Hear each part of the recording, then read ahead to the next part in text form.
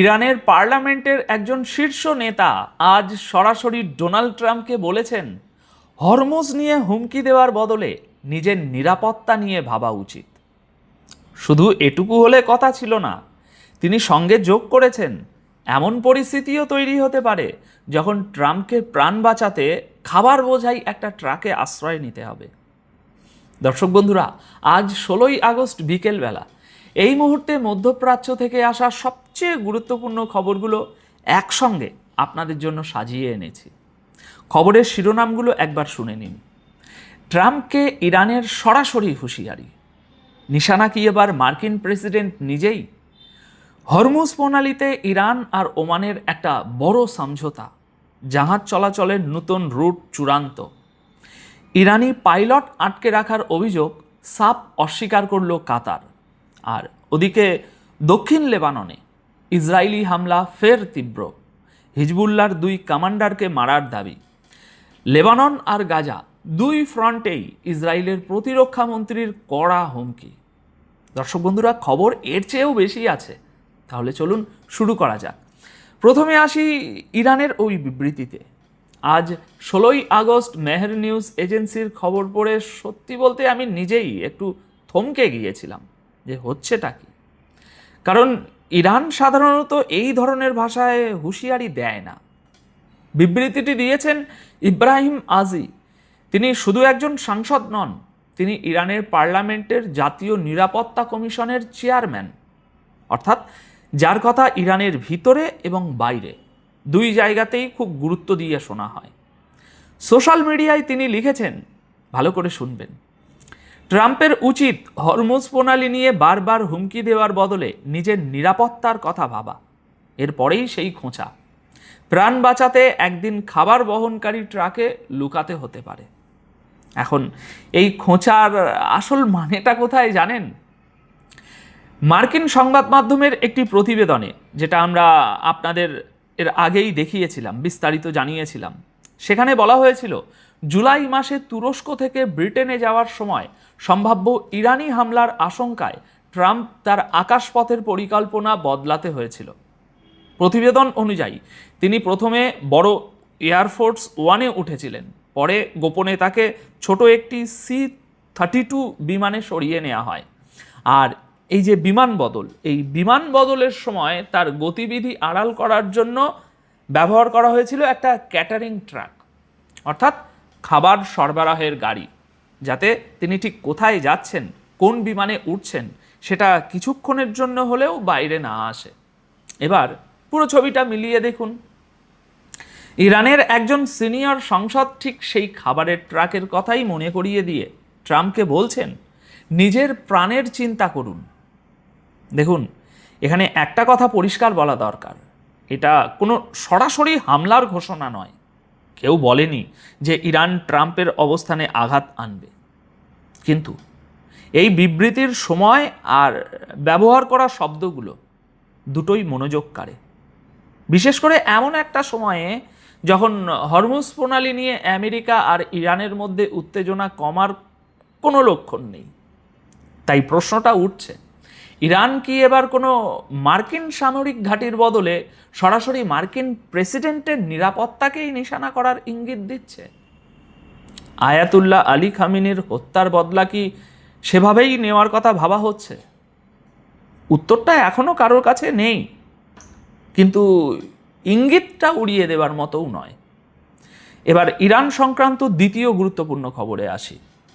Hormuz প্রণালীতে জাহাজ চলাচল নিয়ে ইরান আর ওমান শেষ পর্যন্ত একটা সমঝোতায় পৌঁছেছে। ইরানের পররাষ্ট্র মন্ত্রকের মুখপাত্র ইসমাইল বাঘে 15ই আগস্ট গভীর রাতে জানিয়েছেন, দুই দেশের মধ্যে নতুন শিপিং রুট ম্যাপ নিয়ে চুক্তি হয়ে গেছে। শিপিং রুট ম্যাপ মানে সহজ কথায় কোন জাহাজ কোন পথ দিয়ে ঢুকবে, কোথা দিয়ে বেরোবে, তার একটা নির্দিষ্ট মানচিত্র। বাঘে বলেছেন, নিরাপদ নৌ চলাচলের রুট নিয়ে দুই দেশ প্রায় 3 মাস আগে কারিগরি আলোচনা শুরু করেছিল। গত 3 সপ্তাহে সেই আলোচনা গতি পেয়েছে।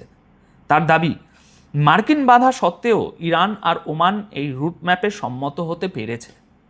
তবে কাজ এখনো পুরোপুরি শেষ হয়নি।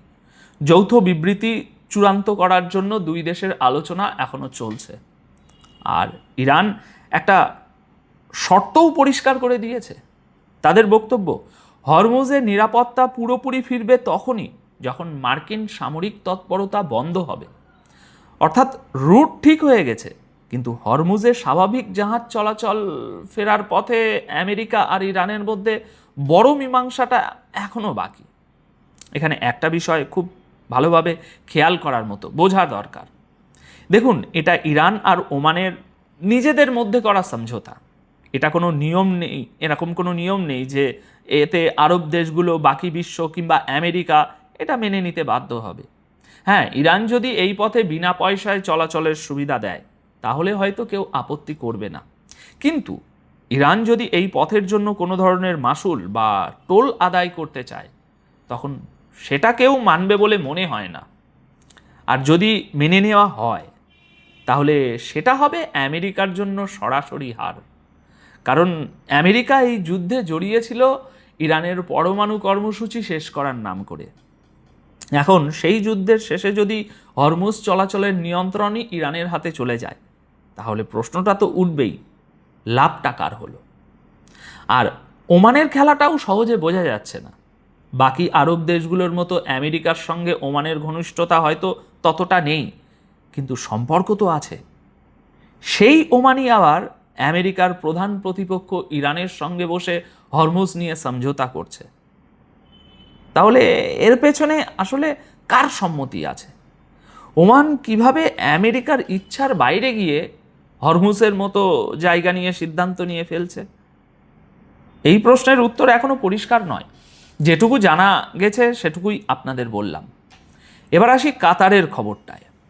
কাতার সাফ জানিয়ে দিয়েছে ইরানি পাইলটদের তারা আটকে রাখেনি।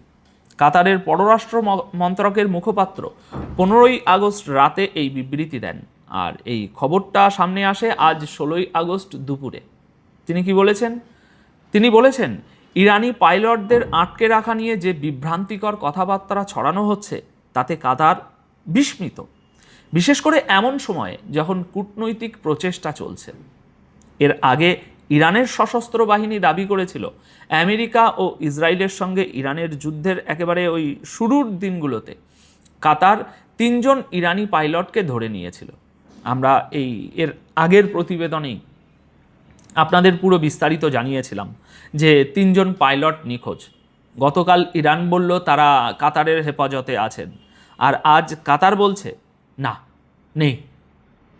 ইরানি দাবি অনুযায়ী এই পাইলটদের সুখোই 24 যুদ্ধবিমান ভেঙে পড়ার পর তারা কাতারের হাতে আসেন এবং প্রায় 6 মাস ধরে তাদের ওখানেই কাতারে আটকে রাখা হয়েছে। এখন কাতার এই গোটা দাবিটাকেই মিথ্যে এবং ভিত্তিহীন বলে উড়িয়ে দিয়েছে। তাদের বক্তব্য, আপনাদের পাইলট আমাদের কাছে নেই, আপনারা ভুল দরজায় কড়া নাড়ছেন। দর্শক বন্ধুরা, দুই পক্ষের বক্তব্য এখানে সম্পূর্ণ উল্টো। এখন কে ঠিক বলছে সেটা এখনও স্বাধীনভাবে যাচাই করা যায়নি, তাই দুটো দাবিকেই দাবি হিসাবে আমাদের দেখা দরকার। এবার আসি লেবাননে। দক্ষিণ লেবাননে ইসরায়েলি হামলা আবার তীব্র হয়ে উঠেছে।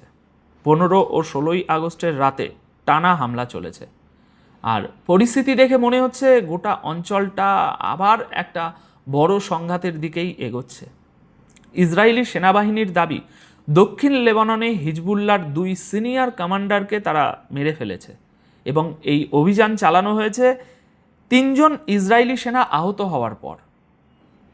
প্রতিবেদনের তথ্য অনুযায়ী নিশানা করা হয়েছিল হিজবুল্লাহর বদর রিজিওনাল ডিভিশনের senior commander Ali Mohammad Fakhr al দিনকে, আর দ্বিতীয়জন হলেন আলী সমীর আল হজ হাসান, যিনি হিজবুল্লাহর বিশেষ বাহিনী রাদওয়ান ফোর্সের একজন ব্যাটালিয়ন কমান্ডার ছিলেন।